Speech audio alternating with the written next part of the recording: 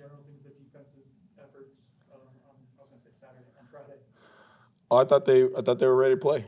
I thought they wanted a piece. Again, I credit to NC State. They had those two drives. We didn't convert. Third and fourth downs got us again. Anytime you give up 9, 10, 11 play drives, all that kind of stuff with all those minutes off the clock like that,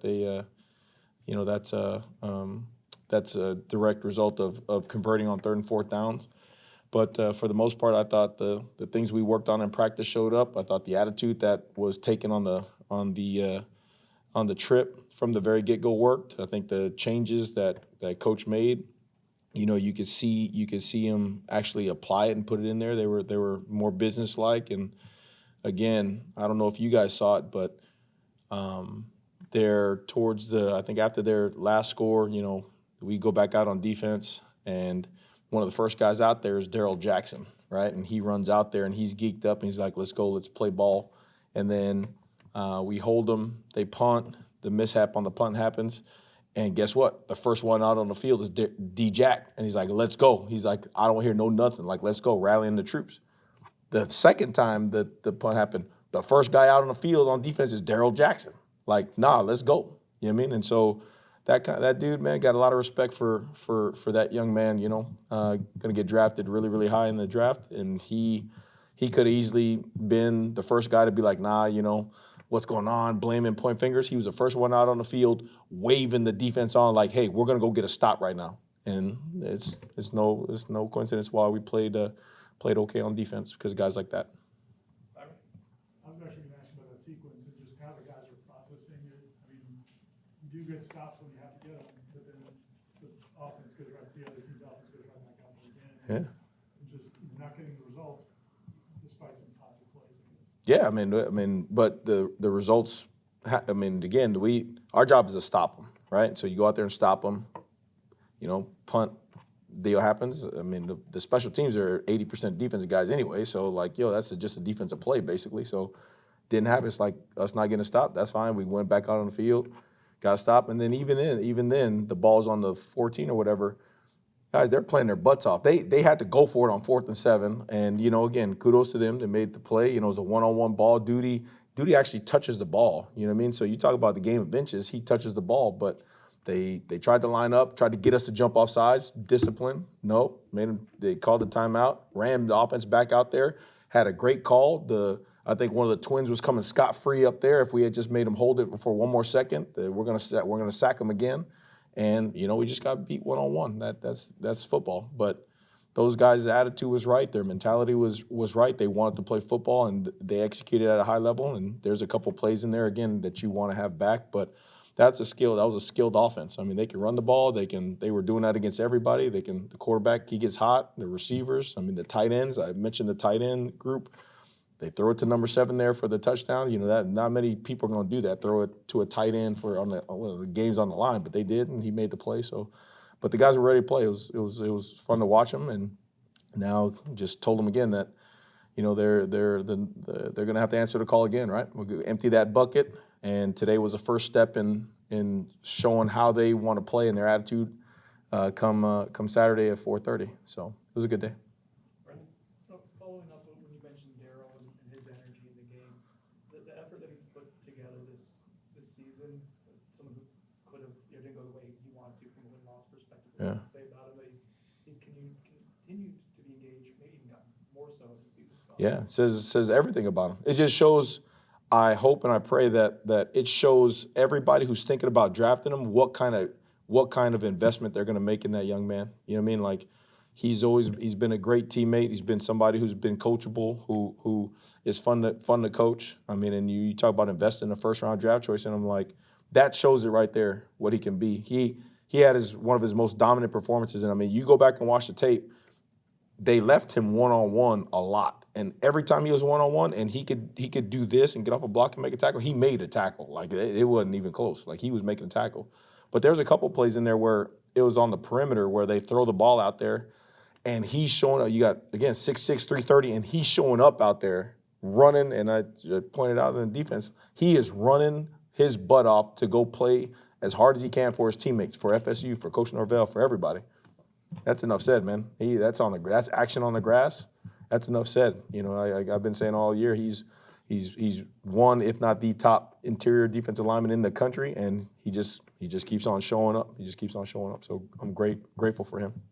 You talked about being ready for next Friday or next Saturday, 4:30. I know it's not the game that they wanted, not the season that they wanted, but the playmakers that Florida has, what kind of challenge can they bring to defense? Yeah, I mean, again, you talk about the skilled athletes. I mean, it starts with the quarterback, and I get they've had an adverse field season, but again, he has the talent to be one of the top draft choices, period, in the draft. You know, they got the receivers running around like crazy. I mean, they're big up front. I mean, they got skill everywhere. I mean, it's going to be a different challenge. Now, what they do offensively wise is a little different than NC State and those guys. But again, you got skilled athletes, and it all starts with the quarterback, which they got. So we're gonna have to not have a scoreboard for this one, and understand that these kind of games, it doesn't matter what the records are, it doesn't matter where you're playing, doesn't matter who's there. It's gonna be a physical battle. So we better be ready to go.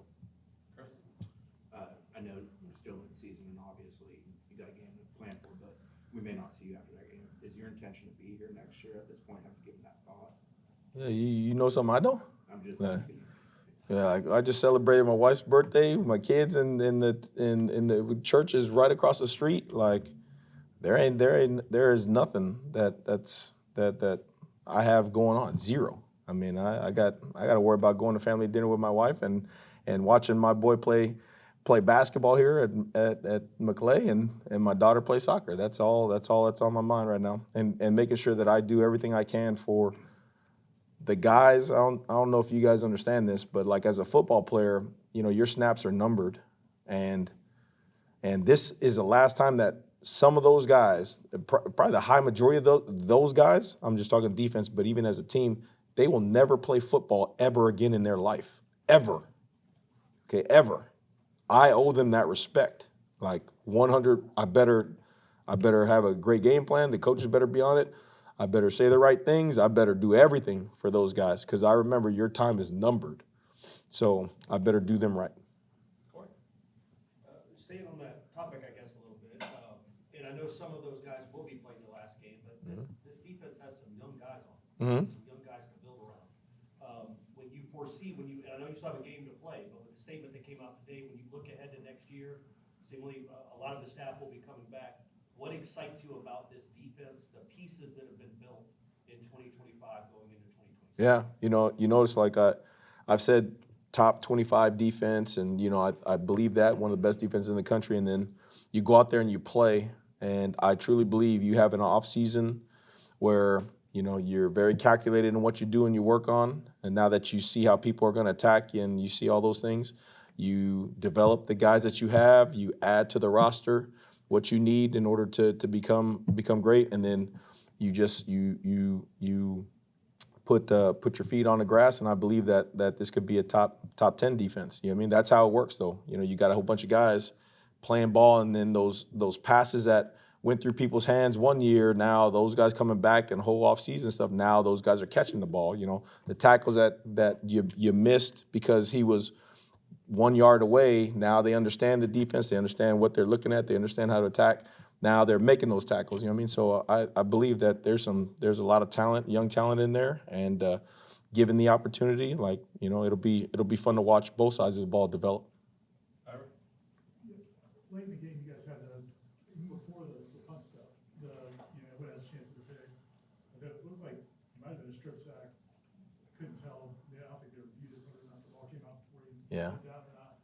But like, having guys that are that close to making those big plays, but then again not getting the result. Like, Yeah. How is that? How are they handling that? Oh, they know. Like, they know and they feel it. And again, like, first thing everybody said was, hey, you could have, the quarterback, you slow-mo it, the quarterback wasn't looking at you. He was coming this way, and he had the ball. And every single day, guys, we do a quarterback strip drill, you know what I mean?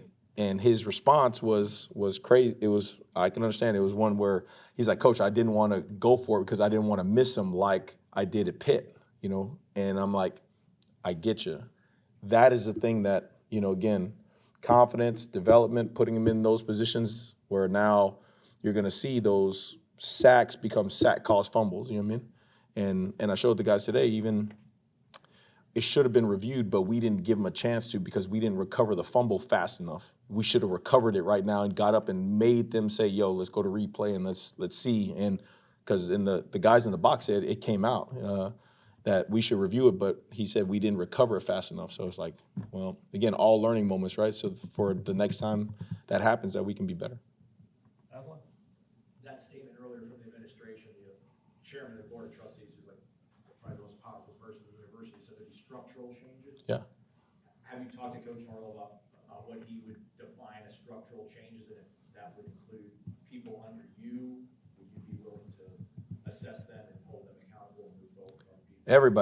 Everybody's held accountable. You know what I mean? Like that. I mean, that's just the way it goes, right? So nothing has been discussed. I mean, that's all above my pay grade. And also, I do what they ask me to do, and rock out from there. So that part I don't know. I got two more, Bob. Coach, missed tackles are just part of the game, Mhm. right? It's the nature of the sport every week. This week, was it more, like you said earlier, the guys lined up a yard away from where he should have been? Was it poor technique? Did you see any commonalities in certain missed tackles this week? No, I think it was all the same. You can live with missed tackles when you see the training, being used. You know what I mean? Like, and what I mean by that is we track the near hip, we gather when we get there, we use dominant contact, and I can understand, guy making a play or whatnot. It's the times where you're not aggressive and you're not physical, you're not using the technique where when those things show up, those are the 27-yard runs and all that kind of stuff. Usually you can miss a tackle, and there are a lot of tackles actually missed, but there's so many bodies around, or the technique is being used where it's slowed down so somebody else comes in and tackles the guy. You know what I mean?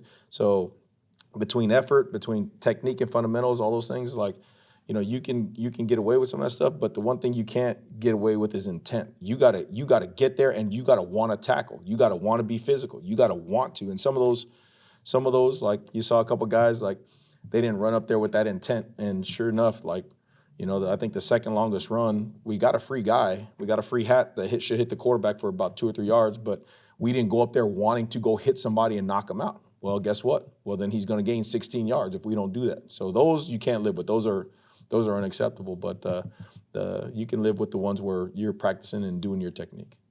Corey, last one. You said multiple times, I think, throughout the season, that sometimes the ball just beats you. Mhm. With Shamar on that last play, Yeah.